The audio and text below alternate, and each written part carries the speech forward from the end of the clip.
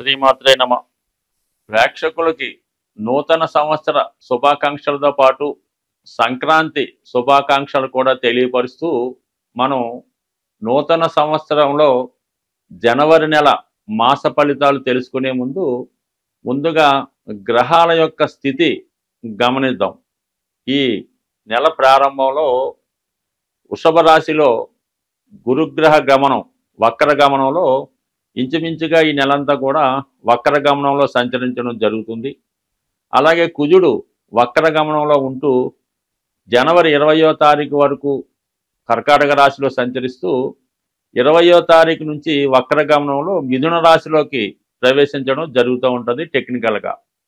అలాగే 6వ స్థానంలో కేతుగ్రహం, అష్టమ స్థానంలో మరి బుధగ్రహం అంటే వృశ్చిక రాశిలో బుధుడు సంచరిస్తూ జనవరి 4వ తారీఖున ధనుసు రాశిలోకి ప్రవేశించడం జరుగుతూ ఉంటుంది. ధనుసు రాశిలో సంచరిస్తున్నటువంటి రవి భగవానుడు జనవరి 14వ తారీఖున మకర రాశిలోకి ప్రవేశించి మకర సంక్రమణం ఏర్పడడం జరుగుతూ ఉంది. కుంభరాశిలో శని భగవానుడు శుక్రుడు కలిసి సంచరించడం జరుగుతుంది. అలాగే మరి మీనరాశిలో రాహు గ్రహం సంచరించడం జరుగుతుంది. ఇది ఈ వార గ్రహస్థితి. ఈ రాశుల యొక్క స్థితి గమనించినప్పుడు చాలా వరకు గ్రహాలు మంచి మిత్రస్థానాల్లోనూ ఉండడం వల్ల గ్రహాలు వారి వారి రాశిని బట్టి అనుకూల ప్రతికూల పరిస్థితులు ఇవ్వడం జరుగుతుంటుంది. అది వ్యక్తిగతంగా ఏ రాశికి ఆ రాశికి తెలుసుకున్నప్పుడు ఏ గ్రహం ఏ ఫలితం ఇస్తుందో అన్నది కొంత డీటెయిల్గా తెలుసుకుందాం. కానీ ప్రస్తుత గ్రహస్థితి ఈ విధంగా ఉండడం జరుగుతుంది. 2025వ సంవత్సరం జనవరి మాసంలో తులారాశి వారి యొక్క మాస ఫలితాలు తెలుసుకుందాం. మరి ఈ రాశి వారికి ఈ నెల ప్రారంభం మాత్రం చాలా అద్భుతమైనటువంటి యోగాలతో ప్రారంభమైంది. ముఖ్యంగా భాగ్యాధిపతి ధనస్థాన సంచారం. ఇది చాలా వరకు జాతకుడికి ఐశ్వర్యాన్ని ఆనందాన్ని కలిగించే అవకాశం ఉంది. గృహంలో ఏదో ఒక పుణ్య కార్యక్రమం, దైవ కార్యక్రమం, ఏదో ఒక గెట్ టుగెదర్ లాంటి ఫంక్షన్స్ జరిగే అవకాశం ఉంది.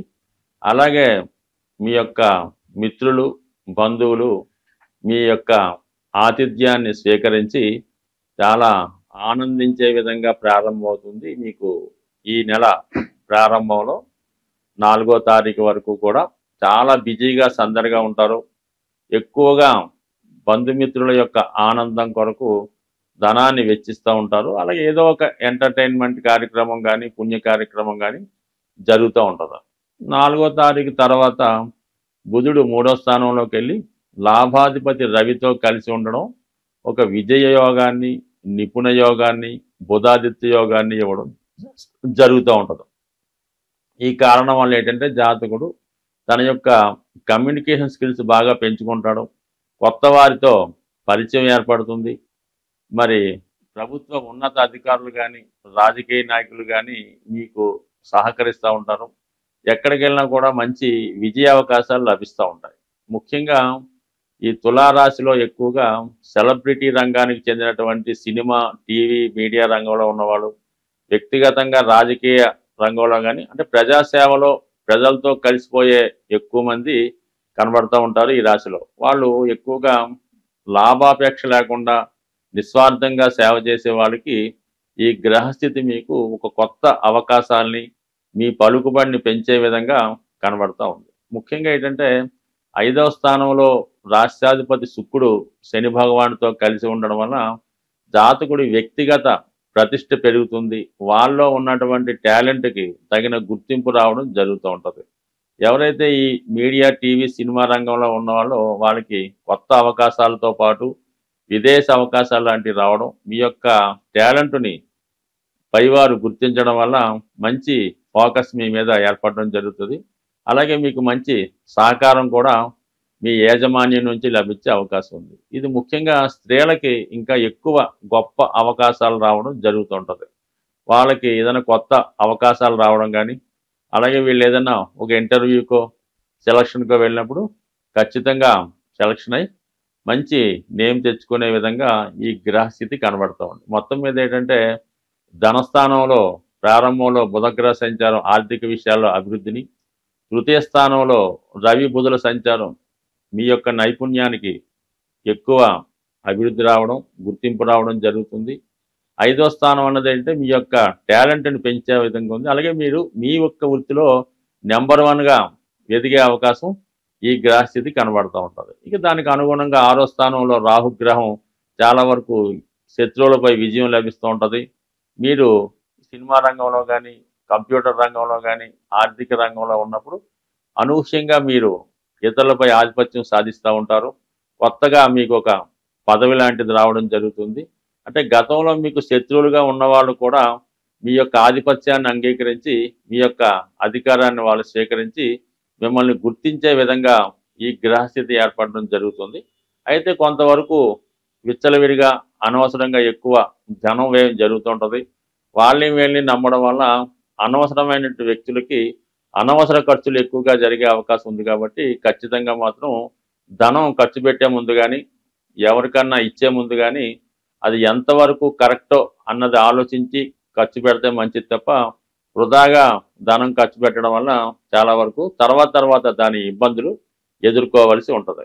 ఇక అన్నిటికన్నా బలమైనది ఏంటంటే కుజుడు దశమ స్థానంలో దిగ్బలుడై వక్ర గమనంతో అత్యంత బలవంతుడు అవడం వల్ల జాతకుడు చాలా సందర్భాల్లో నిరంకషంగా చాలా కఠినంగా వ్యవహరించే అవకాశం ఉంది. మరి ఇది ఎక్కువగా న్యాయవాది వృత్తిలో ఉన్న వాళ్ళకి కానీ, డిపార్ట్మెంట్లో ఉన్న వాళ్ళకి తనాపారాపాదం లేకుండా ఎదుటవాడిపై ఆధిపత్యం సాధించి, అంటే నిజాయితీగానే వెళ్తూ ఎదుటవాడికి కష్టం కలిగించే విధంగా ప్రవర్తిస్తూ ఉంటారు.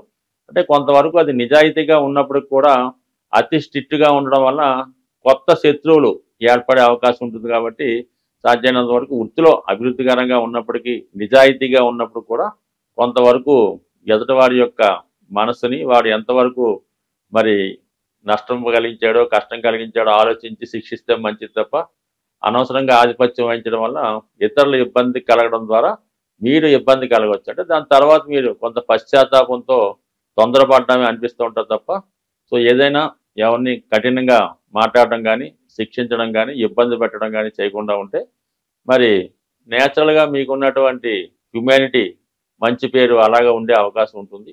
అలాగే మరి మనకి జనవరి 20వ తారీఖు తర్వాత వక్రగమనంలో ఉన్నటువంటి కుజుడు 9వ స్థానానికి వెళ్ళడం జరుగుతూ ఉంటుంది. ఇక్కడ ధన సప్తమాధిపతులు భాగ్యస్థితికి రావడం వల్ల మీ కుటుంబ సమేతంగా కానీ, కుటుంబంలో కొంతమంది ఏదైనా విహారయాత్రకు కానీ, విదేశ యాత్రకు కానీ వెళ్ళే అవకాశం ఉంటుంది. లేదంటే మీరు భార్య సమేతంగా ఏదైనా వినోద కార్యక్రమంలో కానీ పాల్గొనే అవకాశం ఉంది. బట్ ఏదైనా ఈ రాశి వారు వృత్తిలో కొత్త అవకాశాలు వస్తాయి. వాళ్ళ టాలెంట్కి తగిన గుర్తింపు రావడం జరుగుతూ ఉంటుంది. వృత్తిలో చాలా నిజాయితీగా ప్రవర్తించడం వల్ల కొంతవరకు మీ యొక్క మంచి పేరుగా మారే అవకాశం ఉంటుంది. స్వస్తి.